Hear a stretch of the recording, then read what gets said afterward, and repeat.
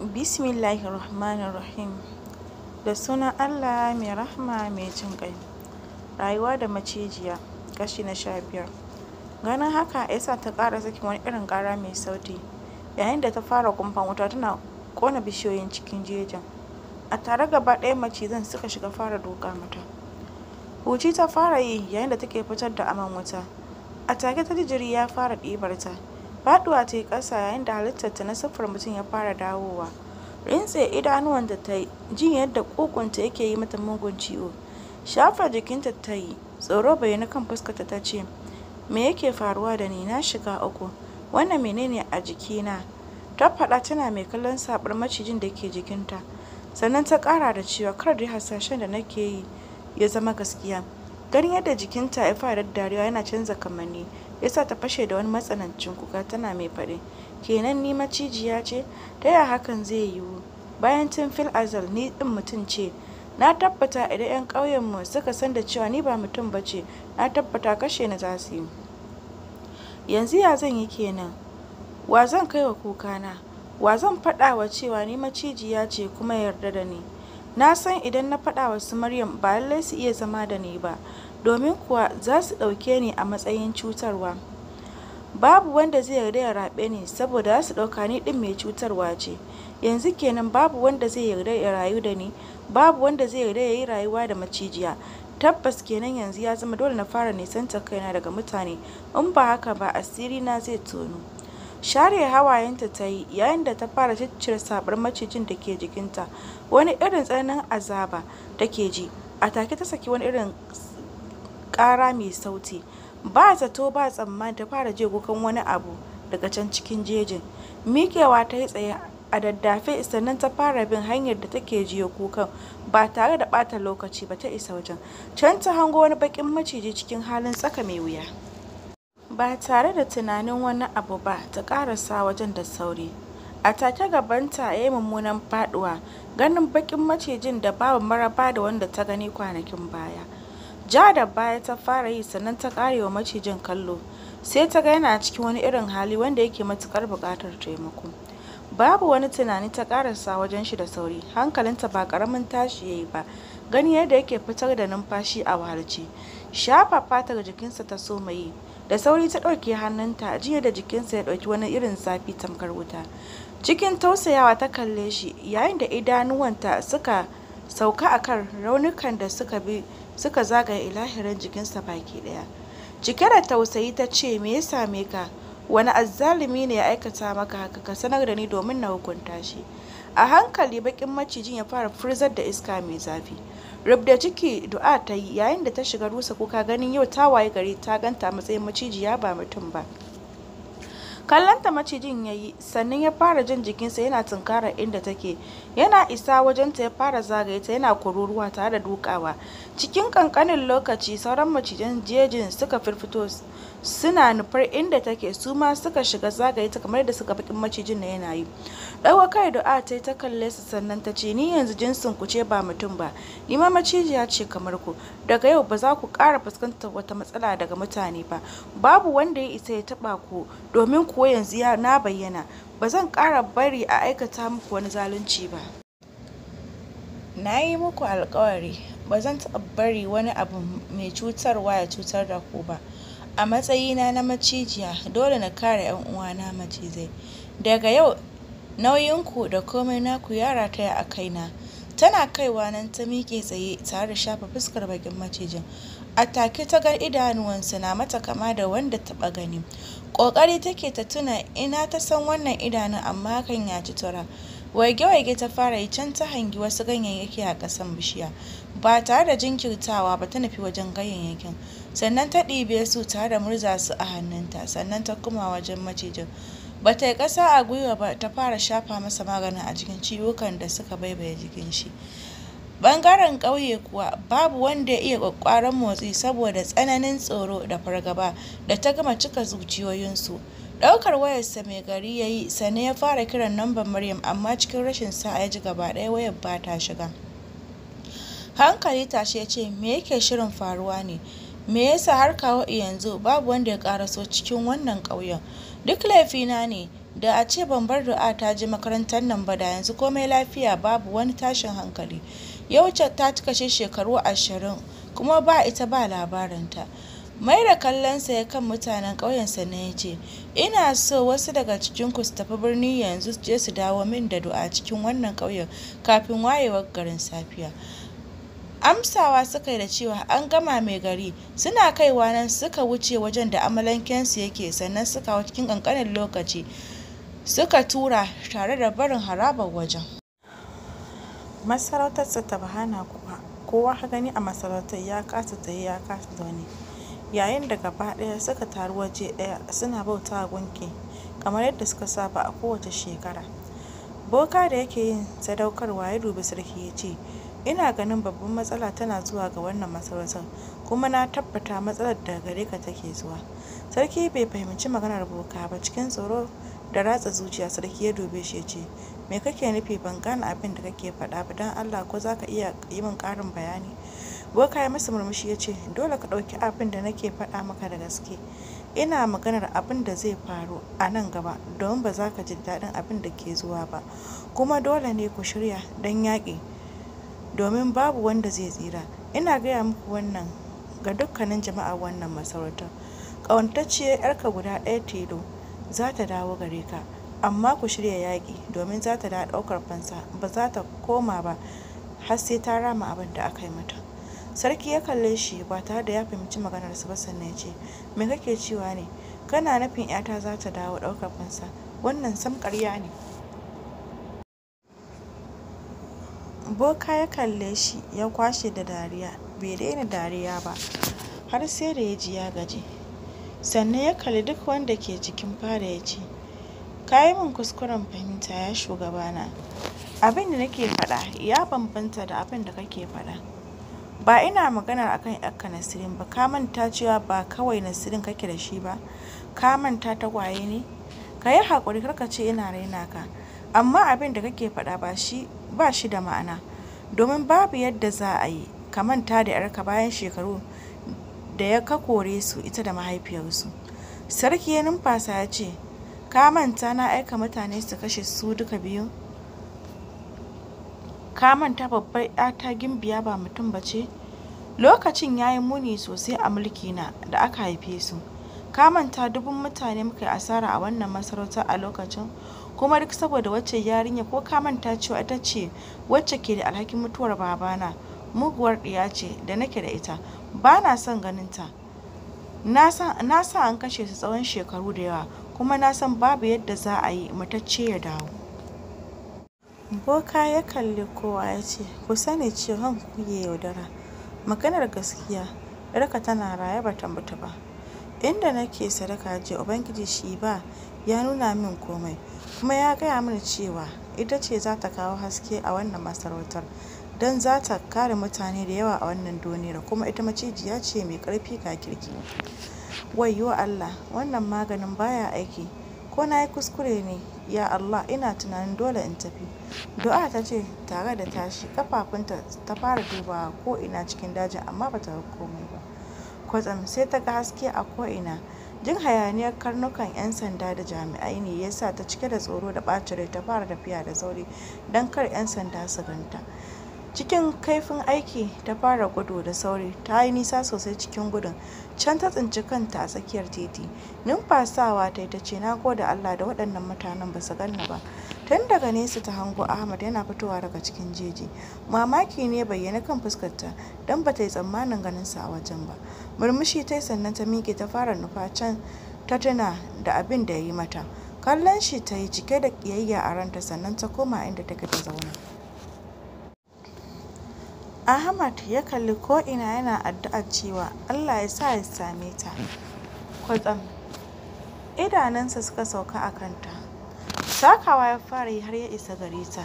Ya kalle ta sannan ya ce, me kike yi a nan guraren? Kowa neman ki yake. Hankali tashi, me kike yi a nan? Baki san lokaci ya ƙure ba? Yanzu kafin kirga uku gara ki tashi na mayar da ke makaranta. Du'a ta kalle shi a fusace ta ce, menene matsalarka? Me ya dame ka da ni? Shin na san ka ne? Kaga idan baka son na zage ka, ka bar guraren nan. baka san ni ba, ban san ka ba, don haka me yasa za ka zo taimakona? Ni na nemi taimakonka ne ko me? Don haka ba na buƙatar taimakonka. Da na karɓi taimako daga gurinka, gara na gwammace na dawwama a nan wajajen. Daka mata tsawa Ahmad ya a fusace ya ce, yaya kina min magana haka kamar sa'anki, ko kin manta ni ne shugaban makaranta, don haka ki bani mutunci na da girmamawa. Idan ba haka ba zan baki mamaki, domin abin da zan yi miki ba za ki taɓa mantawa da shi ba. Du'a ta miƙe ta kalle shi fuska cikin fuska, sannan ta ce, ka yi fiye da haka wanda na yi a baya ma. Idan kana tunanin kai wani ne, to ka yi duk abin da za ka yi. Idan kuma ka ɗauka zan bi ka, don gara ka daina mafarki, don ba zan taɓa banka ba, cewar Du'a. Girgiza kai Ahmad ya yi, bai yi wata ba, ya ɗauke ta cak, sannan ya nufi inda motarsa take da ita. Ƙoƙarin ƙwace kanta Du'a take sanyi, amma hakan ya ci tura. Cikin sa'a kuwa ta gantsara musu cizo a bayan wuya. Rinsa idanuwansa ya yi, don sosai ya ji cizon ya shige sa, amma hakan bai hana shi sauke ta ba. Du'a ta ji babu daɗi da ta jiji Ahmad a wuya, ba yadda ta iya, haka ta zubar da makamanta tare da zuba sarautar Allah ido. Buɗe idanuwanta ta yi kwatsam ta hangi wasu mutane riƙe da bindigogi, yayin da ta ga su suke hara. Cikin zafin nama ta fitar da harshenta na maciji tare da sarin ɗaya daga cikin mutanen. Ihun da mutanen suka saka ya sa Ahmad ya yi saurin sauke Du'a ƙasa, yayin da ya juya da sauri.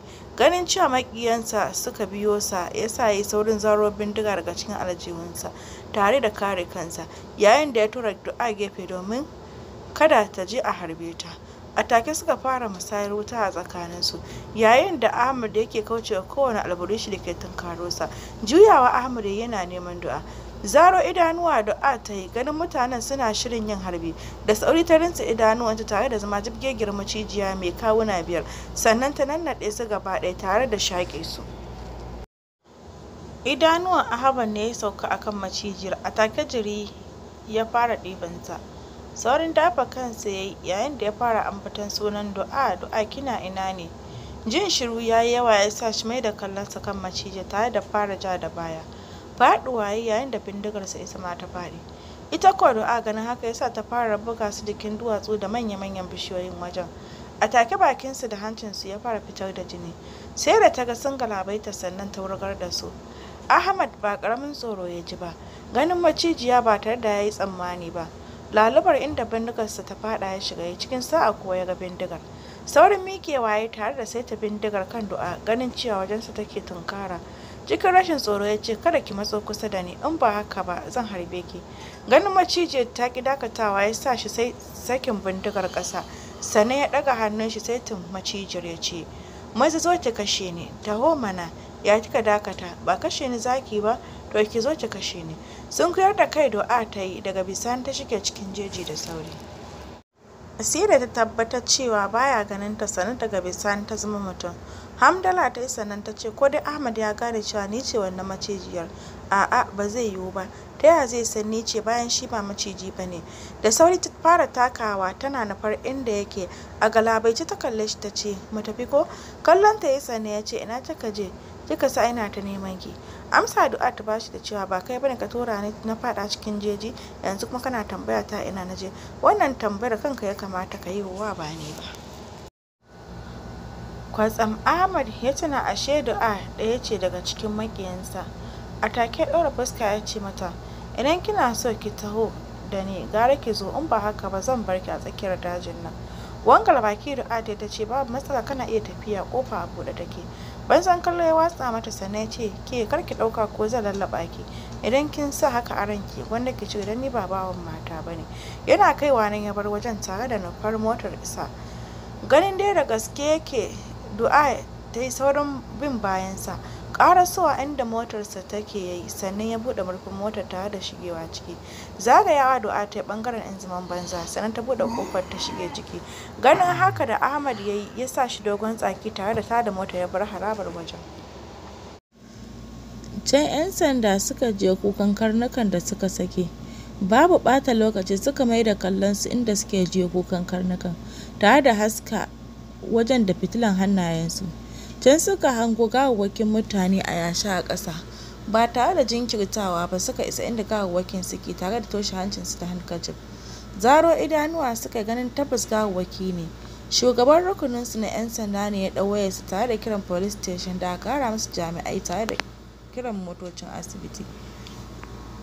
Cikin ƙanƙanin lokaci 'yan sanda suka karaɗe wajen tare da motocin asibitin. Hand gloves suka saka yayin da suka fara shigar da gawawwakin cikin mota. Cikin rabin awa suka isa makarantar yayin da Ahmad ya yi fakin sannan da ta fito daga cikin motar. Kallonsa ta yi sannan ta ce na gode. Harara Ahmad ya galla mata tare da faɗin riƙe godiyarki ba na so. Me ma zan yi da godiyarki?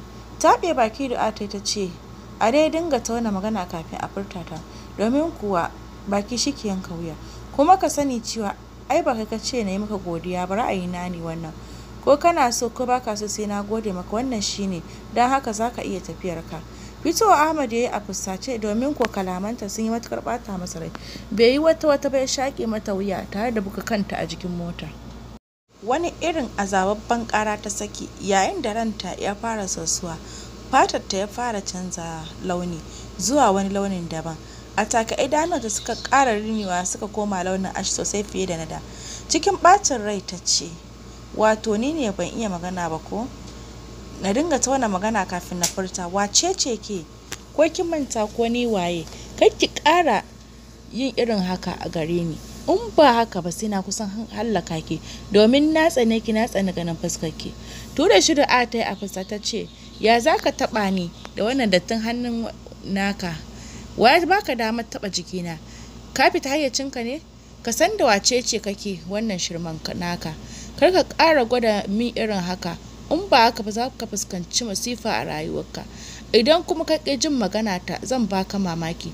Maza yanzu ka bar wajen nan, in ba haka ba sai na saka kuka na ce kana ƙoƙarin ɓata min rayuwata.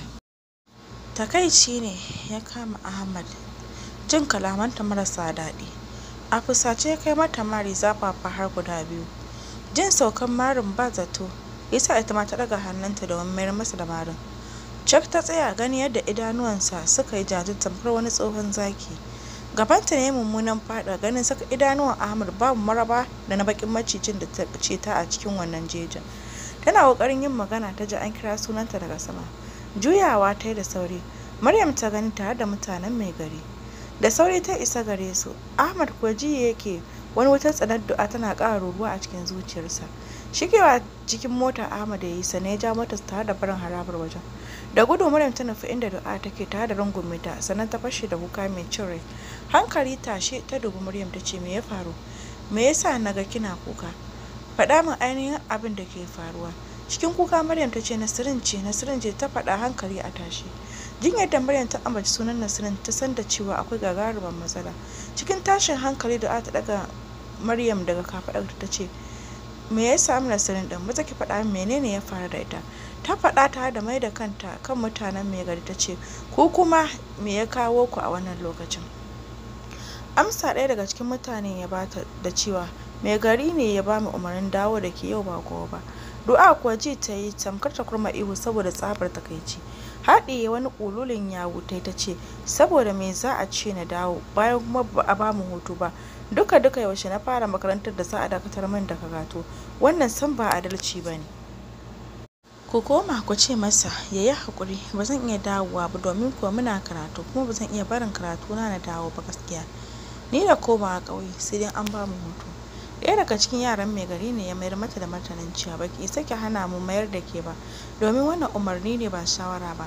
Don haka ki tattara komai naki yau za mu koma, tunda yanzu mun ga kin shigo birni za ki fara mana rashin kunya, to daidai muke da ke. Ganin dai da gaske ke ya sa da ayin ƙasa da murya sannan ta ce, ku gafarce ni ban yi haka ba don na yi muku rashin kunya, amma don Allah ku bani lokaci ko kuma ku bari gari ya waye. Amma yanzu idan kuka ce za mu koma dare zai yi, sannan kun san ba na son duhu, ina matuƙar tsoron duhu sosai, gashi kuma ta cikin dajin inda masu karɓar harajin nan suke za mu koma. Ku taimaka ku yi haƙuri zuwa gobe. Shikenan tunda kika ce haka, don haka mu za mu tsaya a nan har zuwa wayewar gari. Suka faɗa tare da barin wajen suka nufi wajen gadin ɗin makarantar. Jan hannun du'a Maryam ta yi suka nufi hostel. Ba ɓata lokaci Maryam ta kai Du'a inda Nasirin take kwance cikin halin tsaka mai wuya. Da sauri Du'a ta isa gare ta, yayin da suka yi sa'a babu kowa a ɗakin. Kallon Nasirin Du'a ta yi cikin tausayawa ta ce, Nasirin me ya same ki? Me yasa kike cikin wannan halin? Me ke damun ki, faɗa min? Ni kuma na yi miki alƙawarin warware miki duk matsalolinki, don Allah ki faɗa min kawai. Cikin raɗaɗi da kuka Nasirin ta ce, cikina da gaɓoɓina na min ciwo gaba ɗaya. Ji nake tamkar ana daka min kaina saboda tsananin ciwo. Don Allah ku taimaka min, ina son na ga mahaifiyata kafin na mutu. Ko ba komai, zan mutu cikin salama. Du'a ta kalli Maryam ta ce, don Allah Maryam, ki yi haƙuri, ina son zan yi wani abu. Ki ɗan ba mu guri. Maryam ba ta yi gardama ba, ta yi saurin ficewa daga ɗakin. Du'a ta kalli Nasirin tare da rufe idanuwanta gaba ɗaya, sannan ta fara wasu maganganu tare da riƙo kan Nasirin. Kwatsam Du'a ta ga Nasirin na fitar da numfashi sama-sama. Hankali tashi ta fara jijjiga tare da rungume ta kam a jikinta, yayin da idanuwanta suka ciko da ƙwalla. A take aka fara wani iska mai mugun ƙarfi tare da wani irin guguwa mai mugun ƙarfi. Kai tsaye ɗakin da su Du'a suke guguwar ta nufa, yayin da ta karaɗe ɗakin gaba ɗaya. Cikin ƙanƙanin lokaci guguwar ta yi sama gaba ɗaya da su. Ba a zarce ko ina da su ba sai can cikin dajin Jarmuna. Bude idanuwa Du'a ta yi ta ganta a cikin tsakiyar daji mai mugun duhu. A take jikinta ya fara kakarwa yayin da take faɗin haske haske haske nake buƙata. Ta faɗa yayin da ta kai kallonta kan Nasirin wacce ke a sume. Miƙewa ta yi a daddafe yayin da jiri yake shirin ɗibarta. Girgiza kanta ta yi tare da furzar da iska mai zafi. Kafin ta isa gare ta jiri mai ƙarfi ya kwashe ta. Ta faɗi a wajen tare da birgima, hannunta riƙe da na Nasirin. Can ta yi tsit alamun ta suma. Ba zato ba tsammani wani haske wanda ba a san daga inda ya zo ba ya haska ko'ina cikin wannan dajin. Nan take Du'a da Nasirin suka yi sama cikin sararin samaniya. Wani haske ne ya bayyana a kan goshin Du'a yayin da Nasirin wani ƙaramin haske ya shige can cikin jikinta. Mayar da su aka yi ƙasa yayin da macizan cikin jejin suka fara firfitowa suna zagaye su biyu tare da aljanu wanda suke a iska ba tare da ana ganin su ba. A take macizan suka juya tare da nufar wajen wani dutse wanda da ganinsa ya kai maƙudan shekaru a wannan dajin. Tare da jikin dutsen suka fara yi ba tare da suna jin zafin yin hakan ba. Cikin ƙanƙanin lokaci dutsen ya rabe gida biyu yayin da wani kambi ya fito. A take hasken dajin ya ƙara bunƙasa. Ɗaukar kambin suka yi wanda aka rubuta macijiya a jikinsa suka nufi Du'a da shi.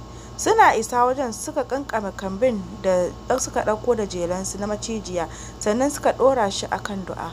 Wani irin razananniyar ƙara Du'a ta saki wanda ya sanya wani baƙin hadari ya wanzu tare da wani iska mai mugun ƙarfi wanda ya karaɗe dajin. A take ta zama jibgegiyar macijiya mai kawuna 5, yayin da ta fito da harshenta mai mugun dafi ta fara saran bishiyoyin da ke cikin jejin. Ganin hakan da macizai suka yi yasa su barin wajen. Can kuwa aljanun jejin suka fara firgita ta yayin da suka yi ƙoƙarin wajen kawar mata da tunani. A take ta fara jin wani irin jiri na ɗibar ta. Faɗuwa ta yi a wajen sannan ta mai da kallonta sama tare da fuskantar wannan hasken. Ta da guguwa aljanun dajin suka yayin da suka mayar da su inda suka ɗauko su. Kwantar da su suka yi sannan ɗaya daga cikin aljanun ya shige jikin Nasirin.